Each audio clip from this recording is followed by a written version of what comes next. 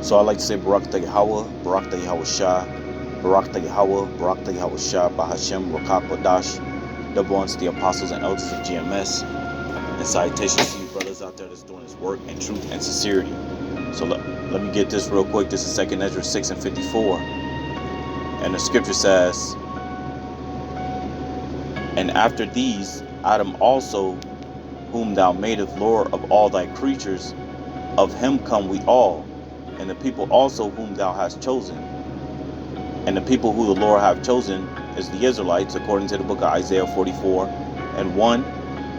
It says, all this I have spoken before thee, O Lord, because thou madest the world for our sakes. So the world is made for the sakes of Israel. But because Israel broke the laws, statutes, and commandments of the Most High, the world is given into the hands of the wicked. But real soon, the Lord will put the world back under that which is, let me get it, which is profitable. So this is Sirach 10, and I'll start at 1. A wise judge will instruct his people, and the government of a prudent man is well ordered. Would you see no order, or you see no prudence within this world, right? As the judge of the people is himself, so are his officers, and what manner of man the ruler of the city is, such are all they that dwell therein. And the scriptures tell you what, in Job 9:24, the earth was given into the hands of the wicked. So if the rulers are wicked, then the people are wicked. And that's why you see such wickedness here in the world, is because the people that's ruling over the world are all wicked, right? They're unwise, right? And they're not in order in a sense of righteousness, but they are in order in a sense of wickedness, because that's what they were set up for. It says, verse 3, an unwise king, see, they are unwise because they're counted to be kings of the earth, right? An unwise king destroyeth his people, which the people are destroyed. People are on drugs, they have mental condition, they're on medications, they're killing each other, right?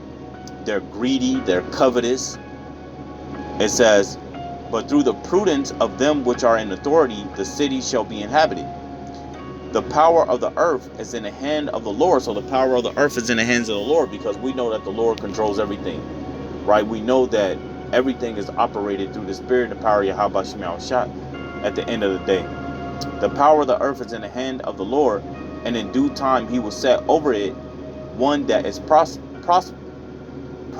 So right now, the one that is set over it is not profitable, right? How is he not profitable? Well, because he kills off the earth, right? He kills off the earth. You got 98% of animals in the world extinct. You got pollution in the air. You got guns all out in the streets, right? You got GMO foods. You got fluoride in the water. The food isn't good to eat at all, right? You got diseases on earth. So he is not profitable to the world. That's why, let's grab this real quick, since we in the Apocrypha. This is the book of 2nd Ezra, chapter 6, verse 9. And the scriptures tell you, 2nd Ezra 6 and 9, it says, and he said unto Salakia. I grabbed 8. It says, and he said unto me from Abraham unto Isaac, when Jacob and Esau was born, of him Jacob hand held first the hill of Esau. Now that's symbolic, because it's talking about the taking down of Esau.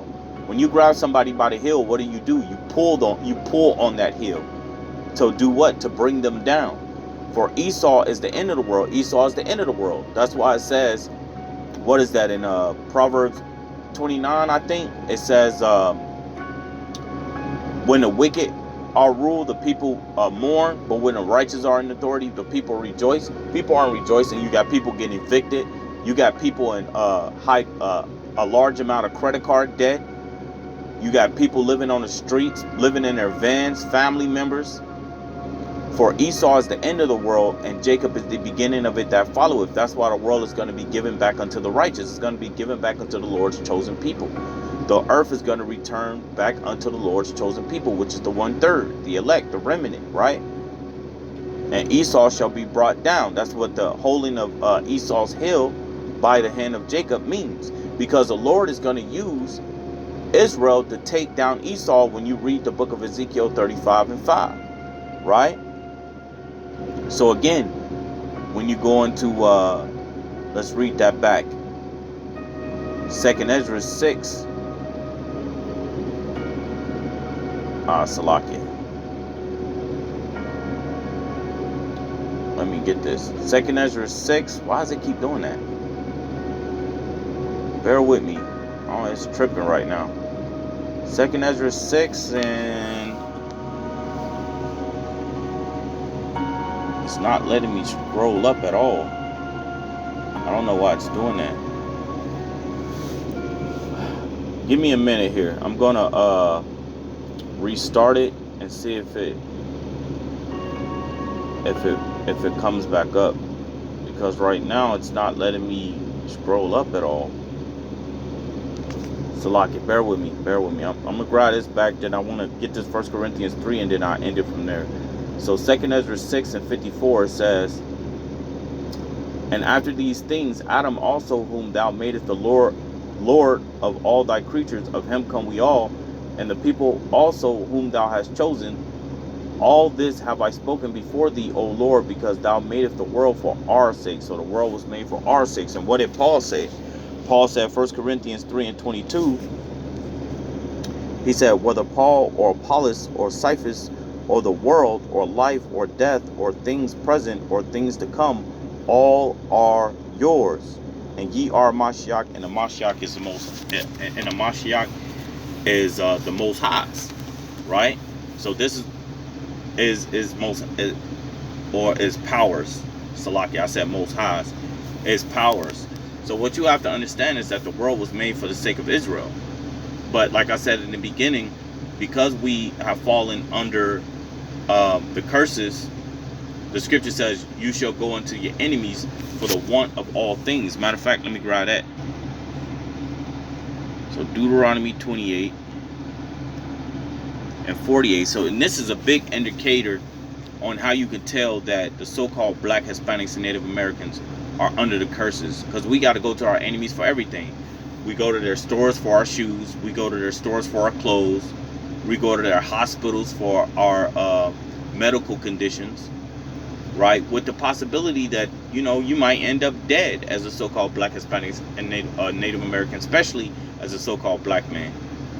Right? We got to go to them for our food, our water, all of that. Right? Because what Jake owns his own water facility. What Jake owns his own food facility. Right? There's no Jakes that own that. The ones that own that are these devils, these Edomites. They own these water facilities. They own these companies, right? That provides the necessity, that provides the necessities that you need, from water to food to clothing, right? That was I think his name was Starling, races as Edomite.